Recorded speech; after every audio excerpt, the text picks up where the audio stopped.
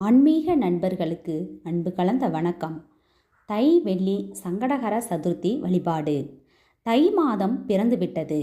தை பொங்கலையும் சிறப்பாக கொண்டாடிவிட்டோம். அந்த வரிசையில் அடுத்ததாக தை மாதத்தின் சங்கடகர சதுர்த்தி திதி வந்திருக்கிறது. வெள்ளிக்கிழமை 17/1/2025 இந்த சங்கடகர சதுர்த்தி திதி வந்திருப்பதால் இந்த நாளில் விநாயகரை சொல்லக்கூடிய முறையில் நாம் வழிபாடு செய்தால் நம்முடைய கஷ்டங்கள் எல்லாம் தீரும், கடன் சுமை குறையும், காரிய தடை விலக்கும், கைக்கு வராமல் தடைபட்டு நிற்கும் பணம் கையை வந்து சேரும், செல்வ வளத்தில் நீங்கள் உயர்ந்த நிலைக்கு செல்ல நிறையவே வாய்ப்புகள் உள்ளது. நாளை மாலை நேரத்தில் இந்த வழிபாட்டை செய்ய வேண்டும் என்பது குறிப்பிடத்தக்கது. வீட்டில் இருந்தபடியே இந்த வழிபாட்டை எப்படி செய்வது, கோவிலுக்கு சென்று விநாயகரை எப்படி வழிபாடு செய்வது என்பது பற்றிய பதிவை இந்த வீடியோவின் மூலமாக தெரிந்து கொள்ளலாம். வீடியோக்குள்ளே போகிறதுக்கு முன்னாடி நம்ம சேனலை இப்போ தான் ஃபஸ்ட் டைம் பார்க்குறீங்கன்னா சப்ஸ்கிரைப் பண்ணிவிட்டு பாருங்கள். நாளை மாலை பூஜை அறையில் விநாயகருக்கு கொஞ்சம் அருகம்புல் போட்டு சந்தனம் குங்குமம் பொட்டு வைத்து அலங்காரம் செய்து கொள்ளுங்கள். விநாயகருக்கு முன்பாக எப்போதும் போல வீட்டில் ஏற்றக்கூடிய விளக்கை ஏற்றி வைத்து விடுங்கள். அச்சு வெல்லம் 2 வாங்கி வைத்து கொள்ளுங்கள். சாதாரண மளிகை கடையிலேயே இந்த அச்சு வெல்லம் கிடைக்கும். சின்ன தட்டுக்கு மேல் இந்த அச்சு வெல்லத்தை நிற்க வைத்து அதன் மேலே கொஞ்சம் நெய் ஊற்றி பஞ்சு திரி போட்டு தீபம் ஏற்ற வேண்டும்.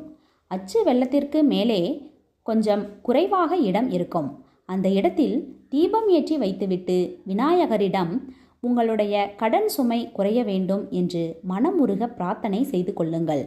உங்களுக்கு வாழ்க்கையில் என்ன காரிய தடை பெருசாக இருக்கிறதோ அந்த காரிய தடை விளக்கவும் பிரார்த்தனை வைக்கலாம்.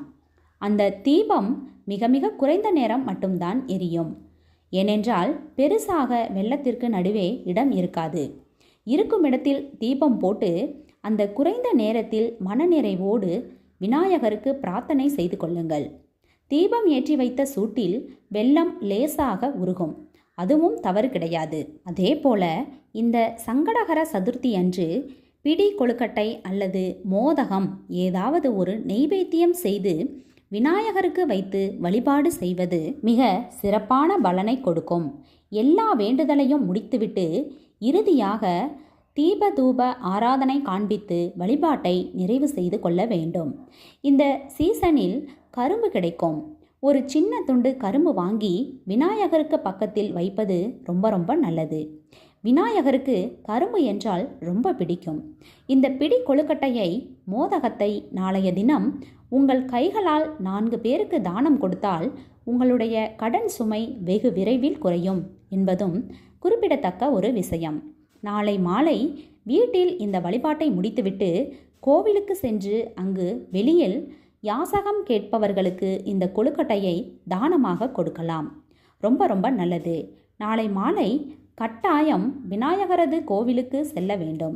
மண் அகல் விளக்கில் கோவிலில் தேங்காய் எண்ணெய் ஊற்றி திரி போட்டு தீபம் ஏற்றி வைத்துவிட்டு விநாயகரை வழிபாடு செய்து விநாயகருக்கு உங்களால் முடிந்த பூ, பழம், அருகம்புல் இவைகளை வாங்கி கொடுத்து விநாயகருக்கு பொட்டு வைத்து தோப்பு கரணம் போட்டு விநாயகரை 3 முறை வலம் வந்து கட்டாயம் ஒரு சிதறு தேங்காய் உடைக்க வேண்டும். சிதறு தேங்காயை உடைக்கும் போது விநாயகா, என்னுடைய கடன் சுமையும் இதுபோல கண்ணுக்கு தெரியாமல் சிதறி காணாமல் போக வேண்டும் என்று பிரார்த்தனை வைத்து கொண்டு அப்படியே வீடு திரும்புங்கள்.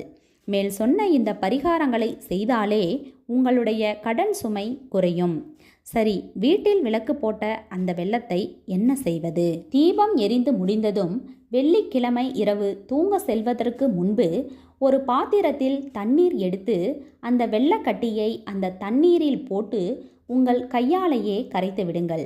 என்னுடைய கடன் கரைந்து போக வேண்டும் விநாயகா என்று சொல்லிக்கொண்டே அந்த வெல்லத்தை கரைத்து விடுங்கள். இந்த தண்ணீரை செடி கொடிகளுக்கு அல்லது கால்படாத இடத்தில் ஊற்றிவிடவும். இவ்வளவுதான். நாளைய தினம் நம்பிக்கை உள்ளவர்கள் இந்த ஆன்மீகம் பரிகாரத்தை செய்து நல்ல பலனை பெறலாம். இந்த வீடியோ உங்களுக்கு பிடிச்சிருந்தா ஒரு லைக் கொடுத்துருங்க. பயனுள்ளதாக இருந்தால் உங்கள் ஃப்ரெண்ட்ஸ் அண்ட் ஃபேமிலிக்கும் ஷேர் பண்ணுங்கள். இது மாதிரியான பல பயனுள்ள ஆன்மீக தகவல்கள் தெரிஞ்சுக்கணும்னா நம்ம சேனலை மறக்காமல் சப்ஸ்கிரைப் பண்ணி வச்சுக்கோங்க. நன்றி, வணக்கம்.